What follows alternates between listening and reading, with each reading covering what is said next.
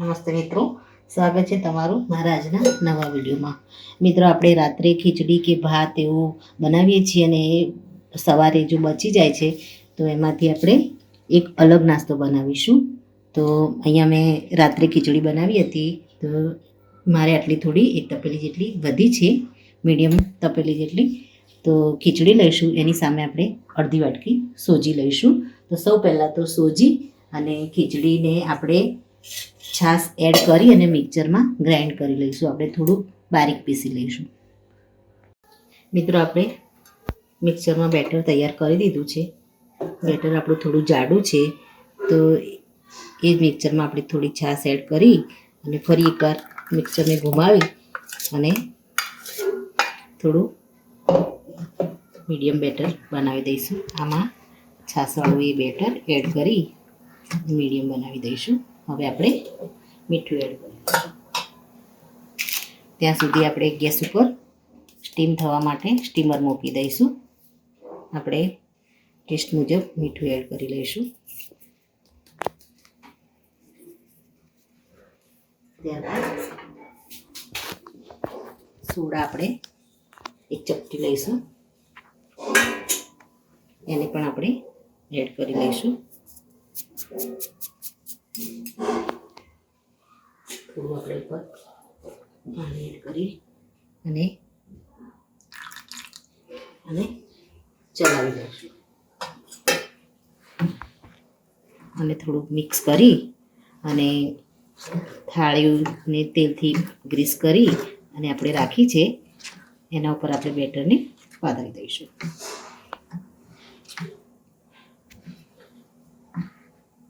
Soda add કર્યા પછી તરત જ આપણે એને પાથરી દઈશું. થાળીને મેં તેલ લગાવી અને ગ્રીસ કરીને રાખી છે અને સ્ટીમરમાં પાણી પણ એડ કરી દીધું છે.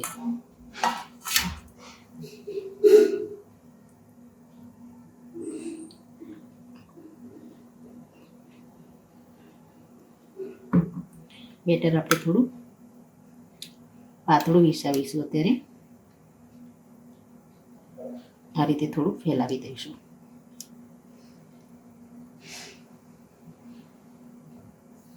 ઉપર આપણે થોડા વેજીટેબલ્સ એડ કરવાના છે, એટલે પહેલાં આટલું બેટરને થોડું સ્ટીમ થવા દઈશું. આ રીતે ચારે બાજુ સરખી રીતે ફેલાવી દઈશું. થોડી આપણે થાળીને આ રીતે સેટ કરી દઈશું. હવે આપણે સ્ટીમરમાં મૂકી દઈશું.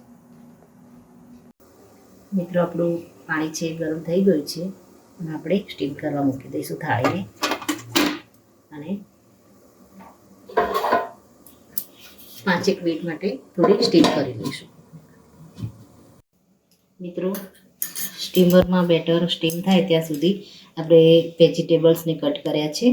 તો અહીંયા મેં ગાજર લીધું છે, ટામેટાં અને ડુંગળી. સૌ પહેલાં આપણે થોડું મીઠું એડ કરી દઈશું. આપણે મરચું થોડું લઈ લઈશું. ગરમ મસાલો એડ કરી દઈશું અને થોડું ધાણા પાવડર એડ કરી દઈશું. અને આપણે મિક્સ કરી અને બેટર ઉપર આપણે પાથરી દઈશું.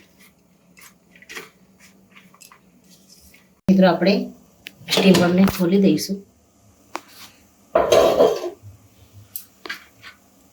બેટર ઉપર આપણે વેજીટેબલ્સને એડ કરી દઈશું.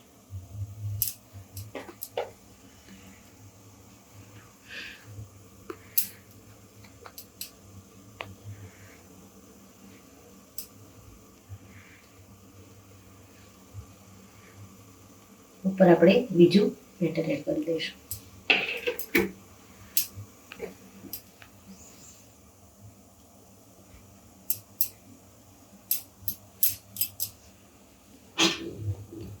થોડું બેટર આપણે ઉપર એડ કરી દઈશું.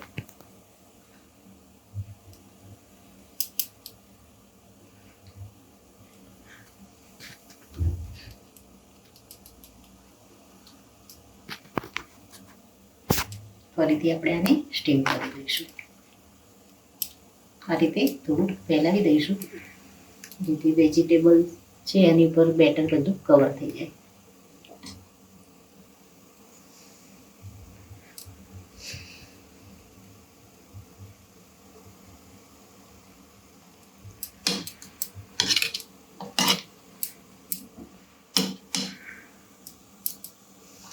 તો મિત્રો સરસ રીતે આપણે બેટરને પાથરી દીધું છે.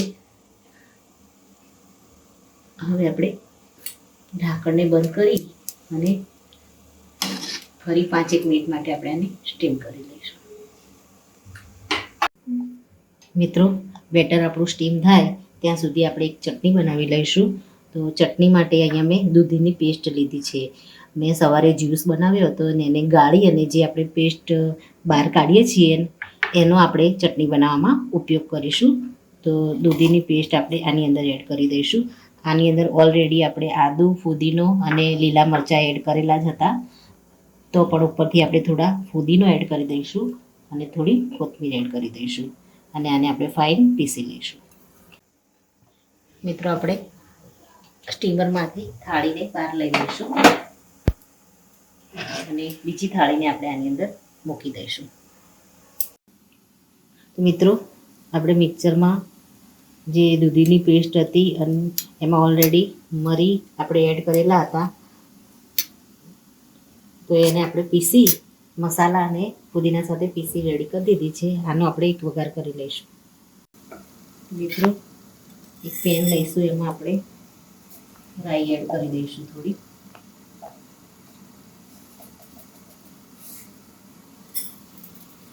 રાઈને આપણે થોડી ફૂટવા દઈશું. મિત્રો રાઈ સરસ ફૂટી ગઈ છે, એમાં આપણે તેલ એડ કરી દઈશું. આ વઘારને આપણે બેટર સ્ટીમ કર્યું છે એના ઉપર પણ એડ કરીશું અને જે આપણે ચટણી રેડી કરી છે એમાં પણ આપણે એડ કરવાનો છે. એ થોડું આપણે વઘાર વધારે કરીશું. એમાં આપણે સિંગને કચડી ક્રશ કરીને લીધી છે એ એડ કરી દઈશું. લીમડાના પાન એડ કરીશું. થોડી આપણે હિંગ એડ કરી દઈશું. થોડી આપણે ચીલી ફ્લેક્સ એડ કરીશું એમાં તીખાશ માટે.